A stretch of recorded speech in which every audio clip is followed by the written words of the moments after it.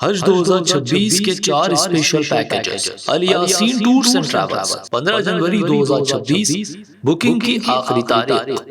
السلام علیکم ناظرین، میں ہوں عاصم خان اور آپ دیکھ رہے ہیں BBN چینل۔ آئیے دیکھتے ہیں آج کی ٹاپ 10 نیوز۔ ایران کے سپریم لیڈر آیت اللہ علی خامنئی نے امریکی صدر ڈونلڈ ٹرمپ پر سخت الزام لگاتے ہوئے انہیں کرمنل قرار دیا ہے۔ خامنئی کا کہنا ہے کہ ٹرمپ کی پالیسیز اور بیانات کی وجہ سے ایرانی عوام کو جانی نقصان اور مالی تباہی کا سامنا کرنا پڑا۔ انہوں نے کہا کہ امریکہ کی مداخلت اور دباؤ نے ایران میں تناؤ بڑھایا اور عوام کو شدید مشکلات میں ڈال دیا۔ اس بیان کے بعد ایران اور امریکہ کے درمیان سیاسی تناؤ مزید بڑھنے کا آثار مل رہے ہیں۔ اسرائیل نے سیز فائر ایگریمنٹ کے فیز 2 میں داخل ہونے کے باوجود غزہ میں حملے جاری رکھتے ہوئے مزید 11 فلسطینی افراد کو شہید کر دیا۔ غزہ ہیلتھ منسٹری کے مطابق ان حملوں میں خواتین اور بزرگ بھی شامل ہیں، جبکہ کئی لوگ زخمی بھی بتائے گئے۔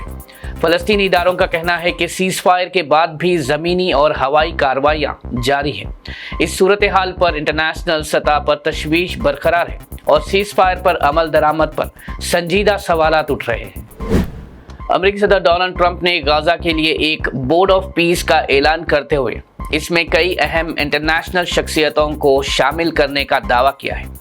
ٹرمپ کے مطابق اس بورڈ میں former British PM sir Tony Blair, US secretary of state Marco Rubio, Jared Kushner اور کچھ اور سینئر لیڈرز شامل ہوں گے۔ ان کا کہنا ہے کہ یہ بورڈ غزہ میں امن، گورننس اور ریکنسٹرکشن کے عمل کو آگے بڑھانے کے لیے کام کرے گا۔ اس اعلان پر انٹرنیشنل سطح پر مختلف ریاکشنز سامنے آ رہی ہیں۔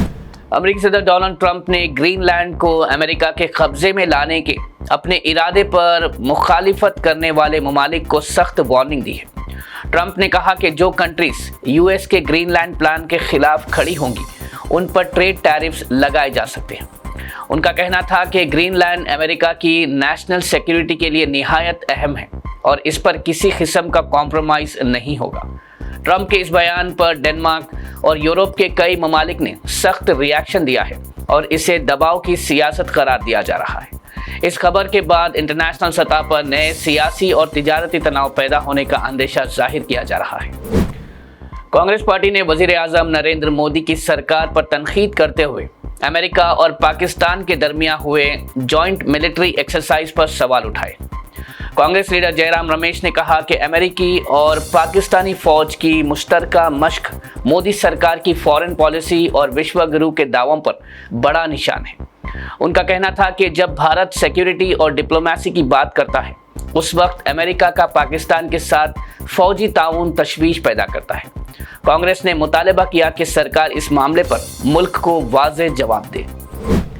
مہاراشٹر کے سیوک الیکشنز میں BJP نے بڑی کامیابی حاصل کرتے ہوئے 1425 سیٹس جیت لی ہے اور 20 میونسپل کارپوریشنز پر اپنا قبضہ قائم کر لیا ہے۔ اس نتیجے کے ساتھ BJP نے شہری علاقوں میں اپنی سیاسی طاقت مزید مضبوط کر لی ہے، جبکہ اپوزیشن پارٹیز جیسے کانگریس، NCP اور شیو سینا کو کافی نقصان اٹھانا پڑا ہے۔ سیاسی تجزیہ کاروں کے مطابق یہ نتیجہ مہاراشٹر کی شہری سیاست میں ایک اہم تبدیلی کا اشارہ ہے۔ آل انڈیا مجلس اتحاد المسلمین نے مہاراشٹر کے میونسپل کارپوریشن الیکشنز میں 125 سیٹس جیت کر بڑی کامیابی حاصل کی ہے، جو 2017 کے مقابلے میں نمایاں اضافہ ہے۔ پارٹی قیادت کے مطابق اسدالدین اویسی کی ڈور ٹو ڈور مہم اور ورکرز کی محنت نے اس جیت میں اہم کردار ادا کیا۔ AIMIM نے اس پرفارمنس کے ذریعے NCP اور MNS سے زیادہ سیٹس حاصل کر لی ہے اور ممبئی سمیت کئی علاقوں میں سماجوادی پارٹی کے لیے بھی چیلنج بن کر سامنے آئی ہے۔ پارٹی کا کہنا ہے کہ یہ نتیجہ 2029 کے اسمبلی الیکشن سے پہلے مہاراشٹر میں ان کی سیاست کو مزید مضبوط کرے گا۔ AIMIM party chief Asaduddin Owaisi نے مہاراشٹر کے سیوک الیکشنز میں پارٹی کی کامیابی پر اللہ کا شکر ادا کرتے ہوئے کہا کہ AIMIM کو جو سپورٹ ملا ہے وہ محنت اور گراؤنڈ لیول کام کا نتیجہ ہے۔ انہوں نے واضح کیا کہ AIMIM اپنی سیاست خود کے دم پر کر رہی ہے۔ اسد اویسی نے کہا کہ مہاراشٹر میں مسلم کے ساتھ ساتھ ہندو اور دلت عوام نے بھی AIMIM پر بھروسہ کیا۔ انہوں نے کارپوریٹرز سے کہا کہ وہ عوام کے لیے ہمیشہ موجود رہے۔ बीआरएस के वर्किंग प्रेसिडेंट केटीआर ने तेलंगाना के वजीर आला रेवंत रेड्डी की हुकूमत पर सख्त तनकीद करते हुए उनके दौरे हुक्मरानी को तुगलक के दौर से तशबीह दी है। केटीआर ने कहा कि कांग्रेस सरकार के फैसले समझ से बाहर हैं और अवाम के असल मसाइल पर तवज्जो देने के बजाय बेमकसद और उलझे हुए कदम उठाए जा रहे हैं। उनका कहना था कि रेवंत रेड्डी की हुकूमत ने सिर्फ अफरा तफरी पैदा की है और लोगों को इससे कोई वाकई फायदा नहीं मिला। तेलंगाना सरकार ने शहरी लोकल बॉडीज के इलेक्शन से पहले कॉरपोरेशन मेयर्स और म्युनिसिपल चेयरपर्सन्स के लिए रिजर्वेशंस को फाइनल कर दिया है। सरकारी फैसले के मुताबिक कई कॉरपोरेशंस और म्युनिसिपैलिटीज में खवातीन के लिए 50% पोस्ट रिजर्व की गई है, जबकि SC, ST और BC कैटेगरीज को भी मुकर्रर हिस्सा दिया गया है। हुकूमत का कहना है कि इस कदम का मकसद लोकल गवर्नेंस में बराबरी और मुनासिब नुमाइंदगी को यकीनी बनाना है। नाज़रीन, ये थी आज की टॉप 10 न्यूज़। देखते रहिए BBN चैनल। मुझे दीजिए इजाज़त। अल्लाह हाफिज़।